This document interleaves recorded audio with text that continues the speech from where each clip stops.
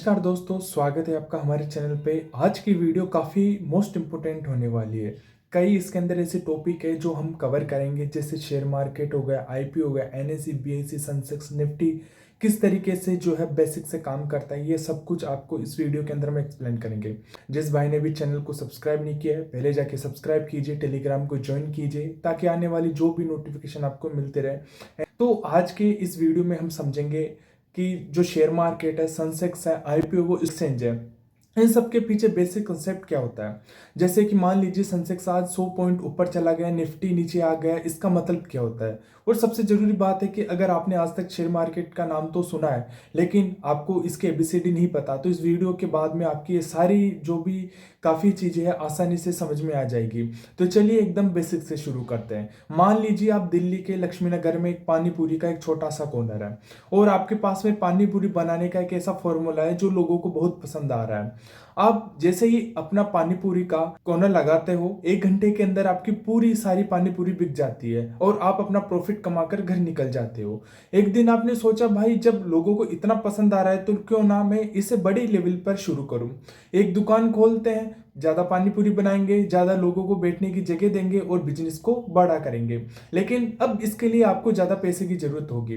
अगर आपके पास में पैसा है तो ठीक है, लेकिन अगर पैसा नहीं है तो आप क्या करोगे? दोस्तों और रिश्तेदारों से उधार लेंगे।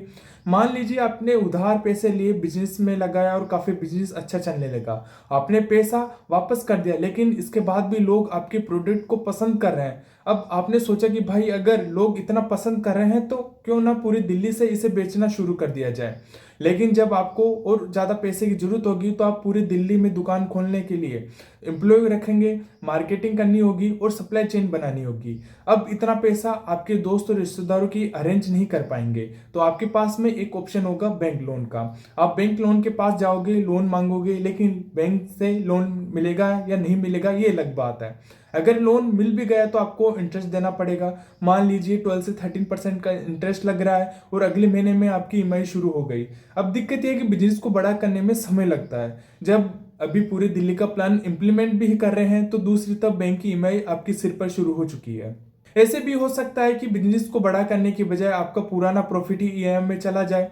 जब ऐसे केस में मार्केट के अंदर एक और ऑप्शन होता है, उसका नाम है एंजल इन्वेस्टर। एंजल इन्वेस्टर्स आपको पैसा लोन की तरह नहीं देता, मतलब आपको हर महीने ईएमआई नहीं देनी और ना ही पूरा पैसा वापस करना है, लेकिन इसके बदले एंजल इन्वेस्टर्स आपके बिजनेस में हिस्सेदारी लेंगे। मान लीजिए आपकी डील हुई 10% हिस्सेदारी के बदले आपको मिलेंगे 1 करोड़, तो एंजल इन्वेस्टर्स आपके बिजनेस का 10% शेयर होल्डर बन जाएगा। अब बिजनेस बड़ा होगा, उसकी वैल्यू भी बढ़ेगी, उस इन्वेस्टर्स की हिस्सेदारी की वैल्यू भी बढ़ेगी, यानी इन्वेस्टर्स आपके बिजनेस में पैसा लगाने, उसके ग्रोथ में पार्टनर बन गया।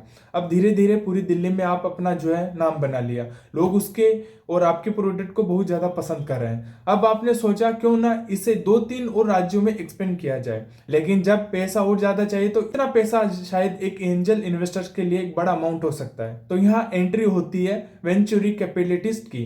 वेंचर कैपिटलिटी ऐसी एक इन्वेस्टमेंट फर्म है या फंडेड होते हैं जिनका काम ही प्रॉमिसिंग स्टार्टअप और बिजनेस में पैसा लगाना होता है।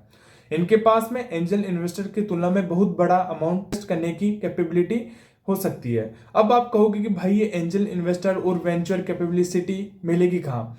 इसके लिए आपको एक financial adviser, investment bankers, startup network और फंड रेजिंग प्लेटफॉर्म की मदद लेनी पड़ सकती है। आपको अपने बिजनेस की पूरी financial detail, renew, growth, future plan और वैल्यूएशन की जानकारी देनी होती है। फिर इन्वेस्टर्स डिसाइड करता है कि आपके बिजनेस में पैसा लगाना सही रहेगा या नहीं, क्योंकि ये लोग ऐसा ही हवा में पैसा नहीं लगाते। आपकी रेवेन्यू कितना है, प्रॉफिट कितना कमाए, ग्रोथ कितनी है, बिजनेस मॉडल क्या है, फ्यूचर में इसका क्या इतना आपका बड़ा हो सकता है, ये सारी चीजें देखी जाती है। अब मान लीजिए आपके ने एंजल इन्वेस्टर को 10% हिस्सेदारी दी और वेंचर कैपिटलिस्ट को भी हिस्सेदारी देकर बेच दिया। इसके बाद भी आपका प्रोडक्ट तेजी से ग्रो कर रहा है। अब आपने सोचा कि भाई अब इसे पूरी इंडिया में ले जाना है, इंटरनेशनल लेवल पे ले जाना है, तो सैकड़ों ब्रांचेस खोलनी है, लेकिन इसके लिए भी पैसा चाहिए। वो एंजल इन्वेस्टर या वेंचर कैपिटलिस्ट के लिए भी बहुत बड़ा हो सकता है। अब आपके पास में एक बड़ा ऑप्शन आता है पब्लिक से पैसा उठाना।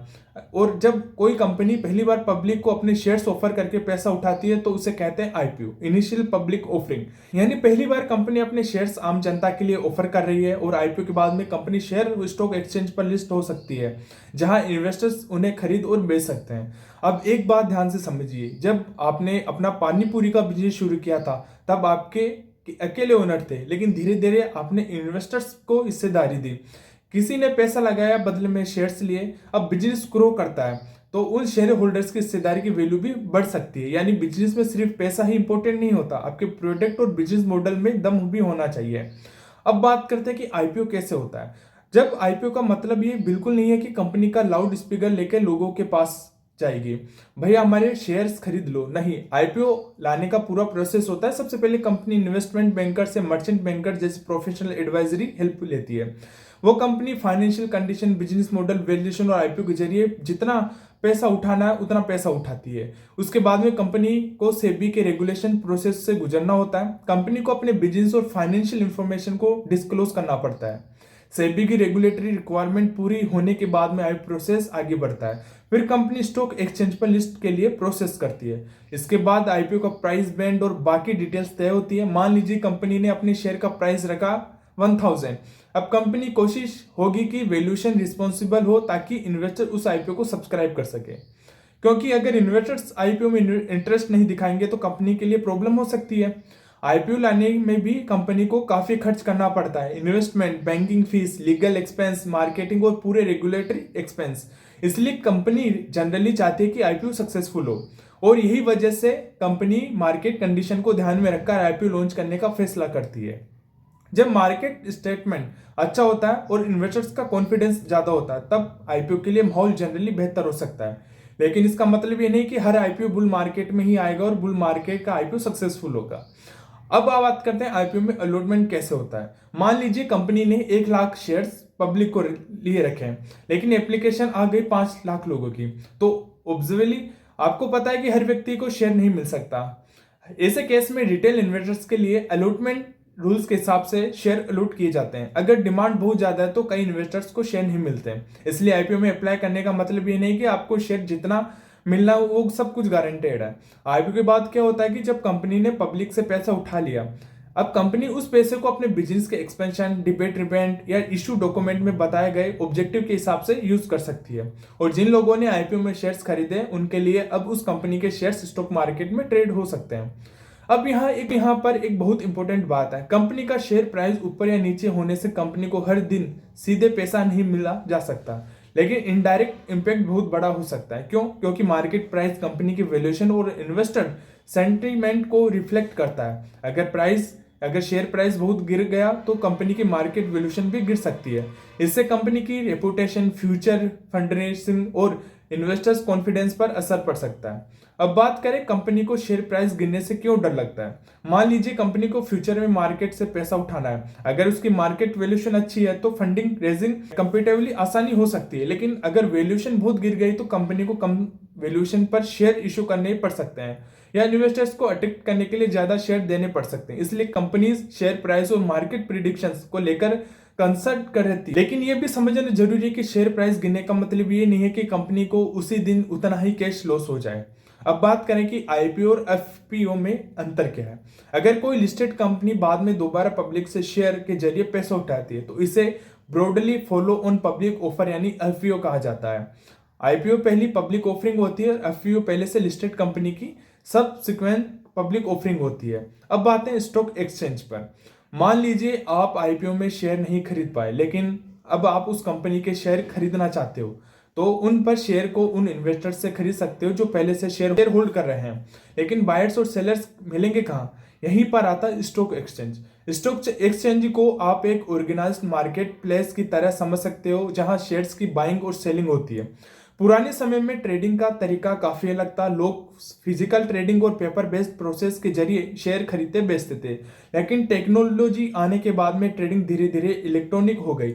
आज आप अपने मोबाइल फोन से कुछ क्लिक्स में शेयर खरीद और बेच सकते हो। भारत के 2 प्रमुख स्टॉक एक्सचेंज है, बीएसई बॉम्बे स्टॉक एक्सचेंज और एनएससी नेशनल स्टॉक एक्सचेंज। दोनों का हेडक्वार्टर मुंबई के अंदर। बड़ा सवाल है कि सेंसेक्स और निफ्टी क्या है। आपने टीवी पर जरूर सुना होगा आज सेंसेक्स 100 पॉइंट ऊपर चला गया या निफ्टी 50 पॉइंट नीचे आ गया, लेकिन इसका मतलब क्या है इसे समझने के एक छोटा एग्जांपल लेते हैं। मान लीजिए किसी शहर का पूरा टेम्परेचर जानना है। हर एक घर में जाकर टेम्परेचर चेक करना मुश्किल है, तो हम रिप्रेजेंटेटिव लोकेशन का डेटा लेकर ओवरऑल सिचुएशन का अंदाजा लगा सकते हैं। इस तरह पूरे स्टॉक मार्केट में हजारों कंपनी लिस्टेड है। हर कंपनी की मूवमेंट को देखकर मार्केट का ओवरऑल मूड समझना मुश्किल है, इसलिए कुछ सेलेक्टेड कंपनीज का हम जो है बास्केट बनाया जाता है। जैसे सेंसेक्स में बीएसई की 30 मुख्य कंपनी शामिल होती है और निफ्टी 50 में एनएससी की 50 प्रमुख कंपनियां शामिल होती हैं। इन कंपनियों के मोमेंटम को देखकर मार्केट के ओवरऑल परफॉर्मेंस का एक बेंचमार्क मिलता है। अब सेंसेक्स 100 पॉइंट ऊपर जाने का मतलब क्या है? मान लीजिए कि आज सेंसेक्स ऊपर चला गया, इसका मतलब है कि जनरली की है कि सेंसेक्स में शामिल कंपनीज के प्राइस और उनके वेट थिंग्स के हिसाब से इंडेक्स की ओवरऑल वैल्यू बढ़ रही है। अगर सेंसेक्स नीचे गया है तो इसका मतलब कि ओवरऑल इंडेक्स की वैल्यू गिर रही है।